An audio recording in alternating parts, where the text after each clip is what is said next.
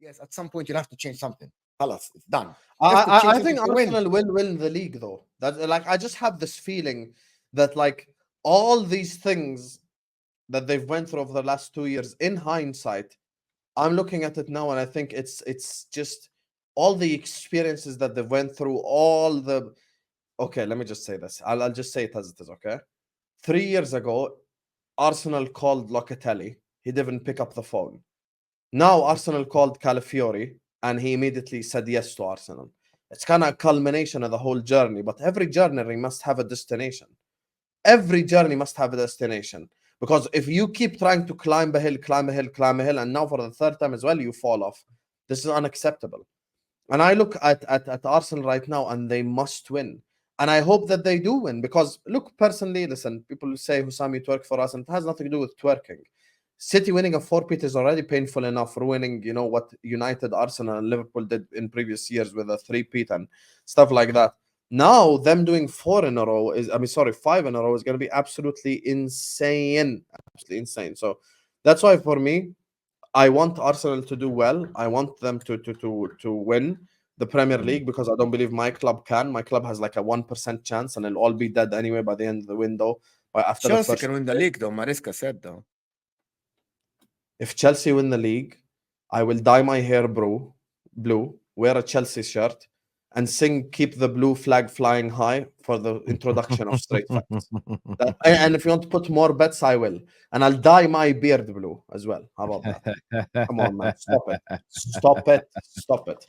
Dewsbury Hall, Tossan Adrabayo title race. Come on, man. They might have, but they might have Osimhen's on the cards now. Osimhen could be coming into Chelsea.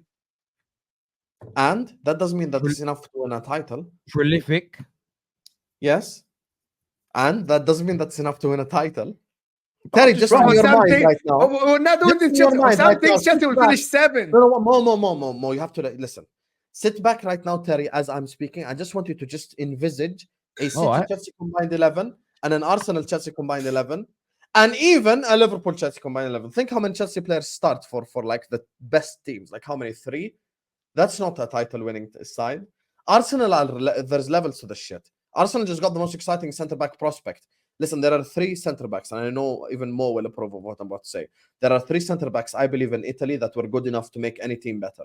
Calafiori, Buongiorno, and Scalvini. Those 3, I think, would have made teams actually better in the Premier League. Those 3 were like the ones. They got Calafiori. Obviously, the Euros helped with that shit, and it helped that. I think Moreno, I genuinely tell the people, go watch Sociedad versus Inter highlights. That guy is not normal. He is a tank and he's a beast. Sorry.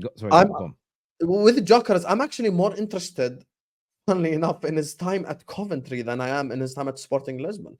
Because I think his time at Coventry will probably translate better and help him more at Arsenal than a time at Sporting Lisbon will. But now here's the thing, Terry, and this is where we have to be fair, because it's not just us bashing Chelsea or us bashing City or blah, blah, blah. We have to have fair, honest conversations. This is why me and Mo brought up. Now, if you give Arteta all these tools and there's still not delivery at the end of it, I'll be honest with you, that's not good enough. And there needs to be an investigation as to why this is happening, because there are tools now. Like, we just named you 6 forward line players, Terry. Jesus, Trossard, Havertz, Martinelli, Saka, Gyökeres. That's enough. Like, what more do you want? I've said before, I said on the stream the other day, if they get these 2 players, and it's either Marino or Fabian Ruiz plus Gyökeres with Calafiori, with the squad they've already got, there is always an excuse to not win the league. And what I mean by that is Man City are one of the greatest English sides of all time right now.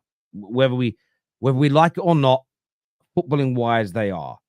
They could beat you to the title no matter how good you are, because City are a team. This Man City team will be spoken about unless they get found guilty of those charges. I think that will change it. But they'll be spoken about in 50 years' time. They go into that category of all the great English sides, and I think some of the great European sides as well. But on top of that, I think you have to. It's more about winning trophies.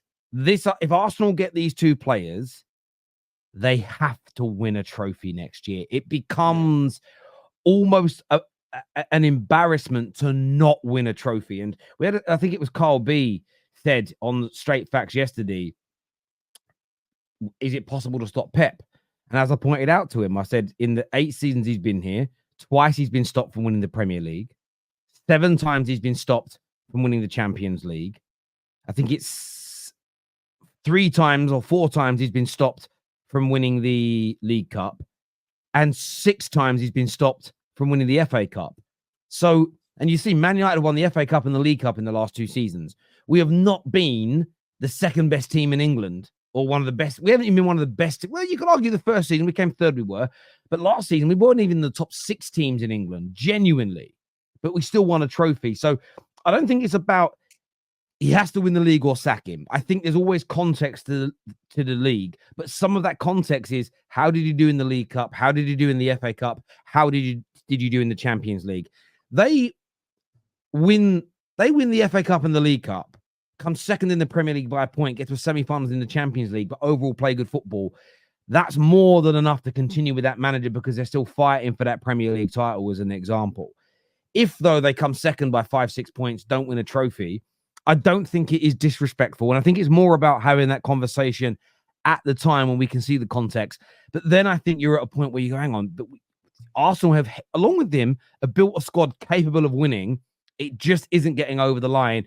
And there does come a point where you have to look to go to another level and you have to think about other managers. Who knows? Alonso might have gone back-to-back seasons winning the Bundesliga, might have done brilliant in the Champions League. And you look at it and go, could he take this amazing squad and take us over the line that one step further? And I'm not trying to disrespect Arteta because I think as a brand new manager, with how he started in the position that Arsenal are in, I think he's done a phenomenal job, or at the very least, a very good job. To turn it into a phenomenal, astounding job, it's those major trophies, those FA Cups, those Champions Leagues, those Premier Leagues now needed to be added to it. And that isn't even trying to create a standard that's impossible for him to achieve. That's talking about, if I remove my Man United head for a minute, the Man United fan in me doesn't want him to win. The football fan in me would love to see his journey complete by lifting those trophies, because then it becomes almost, imagine rebuilding Arsenal from the ground up and then you start winning those major trophies. The Olympics is on at the minute and there's so many, like I get quite emotional with sport, and there's some of the stories of the Olympians that just bring tears to my eyes. And all of the champions and then all the ex-champions in the studio speak about the journey, the journey, the journey, the journey, the journey. The fact that people discount the journey in sport tells me you've never played sport. And Arsenal's journey, if it ends with that Premier League title, and I don't mean just after that nothing else happens, but if they start getting to that promised land, then it's been worthwhile. But I don't think they can ignore the promised land as some Arsenal fans are doing. I think there has to be balance in that conversation and context. But on